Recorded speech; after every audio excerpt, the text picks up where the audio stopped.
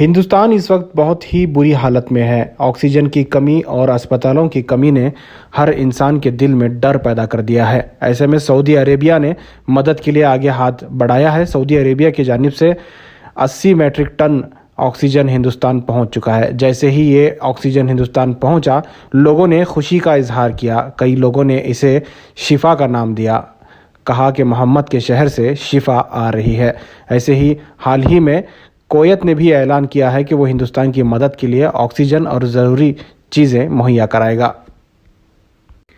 ऐ हवा उड़ा के ला सात मिट्टी मदीने की, आज मेरे वतन को शिफा की ज़रूरत है। हाँ, अल्हम्दुलिल्लाह दुलिया शहर महाराष्ट्र में हमारे मोहम्मद के शहर का शिफा बाटला आ गया ऑक्सीजन का। अब इंशाअल्लाह सारी तकलीफें कम हो जाएंगी। जो मदीना से निकला है सऊदी अरब से, वो बाटला आ चुका है।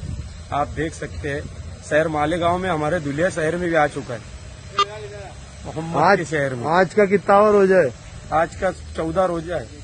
अल्हम्दुलिल्लाह मोहम्मद के शहर से जो निकला था बाटला, जिसका हम वीडियो पे हर वक्त क्लिप और फोटो देख रहे थे, अल्लाह के एहसान से दुलिया शहर महाराष्ट्र में आज 14वां रोजा है और शिफा का बाटला मोहम्मद के शहर से शिफा मिल रही है ऑक्सीजन की।